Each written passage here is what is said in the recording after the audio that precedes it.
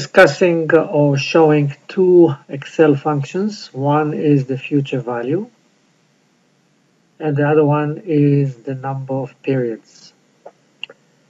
For the first example, let's say that we are paying $1,000 a month for the next 6 years. The annual interest rate is 6%. How much money would we be saving at the end of the 6 years? We are going to use the function called future value. We use function FV for future value. It's going to ask us for the rate. This is the rate. Of course, monthly you divide by 12.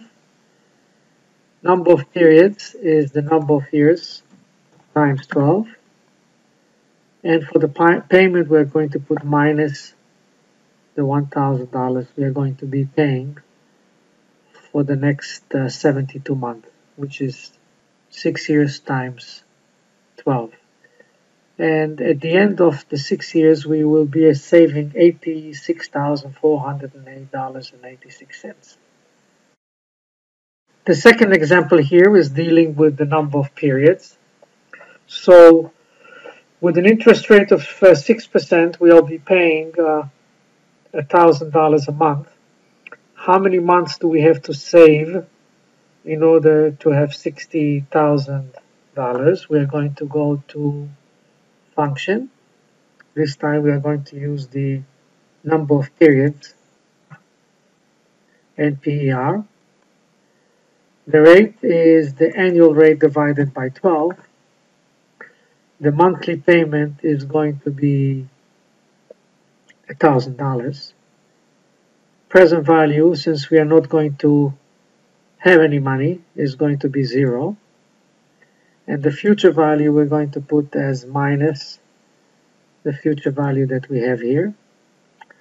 So in order to save $60,000, paying $1,000 a month, we have to have about 53 months. If you increase the number of decimals, you'll see that it's 52.6 months.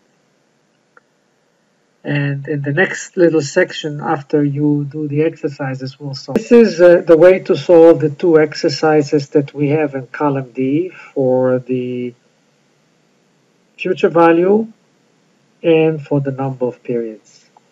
So we have an example here where we pay $300 a month for 15 years. The interest rate, the annual interest rate is 4.5%.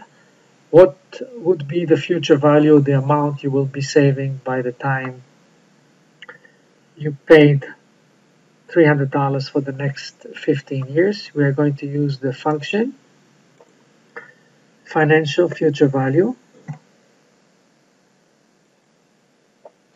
This is the rate, of course, divided by 12. We assume monthly. Number of period is the number of years times 12. And the payment, we are going to say minus the monthly payment. So 15 years from now, you will have $76,924.40 saved in the bank. For the number of periods, this time we do have present value in here in the example, so we are going to use function number of periods.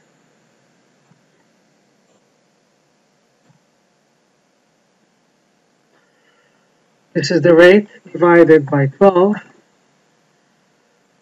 The monthly payment is going to be $300.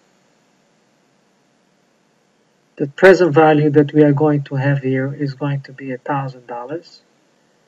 And for future value, we're going to have maybe minus, we're going to put the minus and have the $25,000.